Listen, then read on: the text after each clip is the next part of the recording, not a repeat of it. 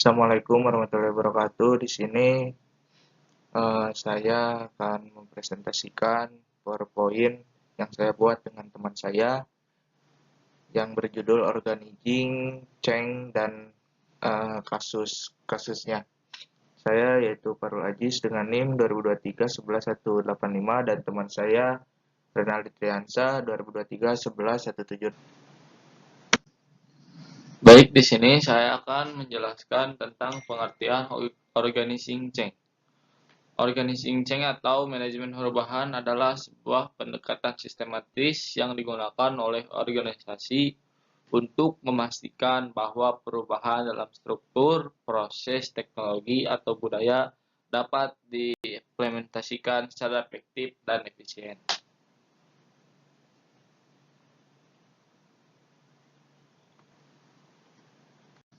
Nah, di sini selanjutnya ada tahapan organizing change, yaitu yang pertama ada diagnosis. Diagnosis itu yaitu identifikasi kebutuhan untuk perubahan. Nah, di sini tuh misalkan salah satu organisasi atau perusahaan mau melakukan organizing change ini perlu mengidentifikasi terlebih dahulu kebutuhan apa saja yang eh, dibutuhkan untuk perubahan, analisis situasi saat ini, dan penentuan tujuan perubahan. Dan selanjutnya, setelah mengidentifikasi kebutuhan, di sini juga kita harus menganalisis situasi yang saat ini yang terdapat pada organisasi atau perusahaan, dan selanjutnya itu ada penentuan tujuan dan tujuan perubahan. Jadi, kalau kita mau uh, organizing change itu kita harus menentukan terlebih dahulu tujuan untuk perubahan berikutnya. Dan pemimpin organisasi perlu memahami masalah yang ada dan peluang yang dapat diambil melalui perubahan. Jadi setelah melakukan organizing change tersebut, pemimpin perusahaan atau organisasi perlu mengetahui masalah apa yang akan muncul dan peluang apa yang akan didapat atau diambil melalui perubahan tersebut. Nah, di sini ada analisis SWOT, yaitu kelebihan, kelemahan, kesempatan, dan ancaman. Jadi, di sini tuh ada kelebihan, yaitu kelebihan apabila melakukan perubahan, dan kelemahannya itu bagaimana, dan kesempatan apa saja yang akan kita dapat setelah melakukan perubahan tersebut, dan ancaman apa yang akan terjadi apabila kita melakukan perubahan tersebut. Sering digunakan untuk mengidentifikasi faktor internal dan eksternal yang mempengaruhi organisasi. Yang kedua, yaitu perencanaan. Setelah melakukan diagnosis, kita perlu merencanakan bagaimana perubahan akan diimplementasikan. Langkah-langkah ini termasuk pengembangan rencana tindakan yang mencakup strategi komunikasi, pelatihan, dan dukungan. Apabila kita mau melakukan organizing change ini, kita harus melakukan komunikasi dan pelatihan. Terus kita juga butuh dukungan dari orang-orang terdekat atau orang-orang sekitar maupun staf perusahaan atau organisasi. Dan pemimpin organisasi harus mengidentifikasi sumber daya yang dibutuhkan dan menentukan anggaran serta jadwal untuk perubahan. Jadi, pemimpin juga harus mengetahui terlebih dahulu sumber daya yang dibutuhkan dan harus menentukan anggaran. Misalkan perubahan organizing change ini melakukan membutuhkan anggaran misalkan 8 miliar. Nah, si pemimpin harus mencari dulu anggaran tersebut supaya bisa melakukan perubahan, dan pemimpin juga harus menjadwalkan untuk perubahan, tidak semena-mena. Dan pada tahapan selanjutnya ada implementasi, yaitu pelaksanaan rencana perubahan. Jadi pada tahap ini komunikasi yang efektif sangat penting untuk memastikan bahwa semua anggota organisasi memahami tujuan dan manfaat perubahan. Pelatihan dan dukungan harus diberikan kepada karyawan untuk membantu mereka beradaptasi dengan perubahan. Tahapan yang selanjutnya yaitu pemantauan dan evaluasi. untuk memantau kemajuan dan mengevaluasi hasil setelah perubahan diimplementasikan. Ini melibatkan pengukuran terhadap tujuan yang telah ditetapkan sebelumnya dan menilai apakah perubahan telah tercapai dengan hasil yang diharapkan atau belum. Jika diperlukan, penyesuaian dapat dilakukan untuk memastikan keberhasilan jangka panjang.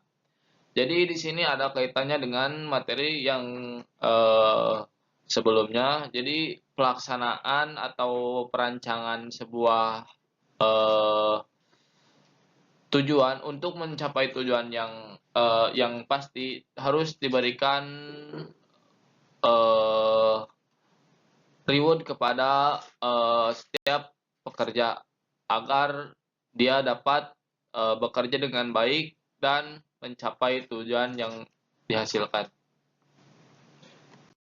Selanjutnya yaitu strategi sukses dalam organizing change, yaitu yang pertama komunikasi yang jelas dan terbuka. Jadi di sini kita harus berkomunikasi antara pemimpin dan staf itu terbuka dan jelas. Jadi tidak ada kesalahpahaman yang terjadi. Selanjutnya komunikasi yang efektif adalah kunci dalam manajemen perubahan. Karyawan perlu memahami alasan dibalik perubahan. Nah, di sini juga staf atau karyawan perlu memahami alasan dibalik perubahan tersebut, dan pemimpin juga harus menjelaskan kepada karyawan atau staf kenapa terjadi perubahan. Dan selanjutnya kita harus menjelaskan ke karyawan atau staf manfaat yang akan diperoleh setelah melakukan organizing change tersebut dan peran mereka dalam proses perubahan. Komunikasi yang transparan dan terbuka dapat mengurangi ketidakpastian dan membangun kepercayaan. Selanjutnya yaitu keterlibatan karyawan. Jadi pada strategi organizing change tersebut, karyawan harus ikut terlibat karena bila karyawan ataupun staf tidak melakukan keterlibatan dalam organizing change tersebut, maka organizing change dalam perusahaan atau organisasi tidak akan berjalan mulus. Karyawan yang merasa bahwa pandangan dan kontribusinya dihargai cenderung lebih mendukung perubahan. Nah, di sini yaitu yang tadi teman saya katakan bahwa karyawan yang merasa kontribusinya dihargai cenderung mendukung. Nah, di sini si pemimpin harus melakukan reward kepada karyawannya supaya apa yang pemimpin katakan karyawannya akan menurutinya. Ini dapat dilakukan melalui diskusi kelompok, diskusi survei, dan pertemuan tatap muka. Selanjutnya yaitu pelatihan dan pengembangan. Memberikan pelatihan yang sesuai kepada karyawan adalah aspek dari manajemen perubahan. Jadi di sini sebelum melakukan organizing change, pemimpin harus memberikan pelatihan terlebih dahulu kepada karyawan atau staf untuk membantu karyawan mengembangkan keterampilan dan pengetahuan yang diperlukan untuk beradaptasi dengan perubahan. Yang keempat ini yaitu pemimpin yang kuat. Jadi dalam organizing change tersebut, pemimpin harus efektif dan dapat menginspirasi dan memotivasi karyawannya supaya menerima perubahan.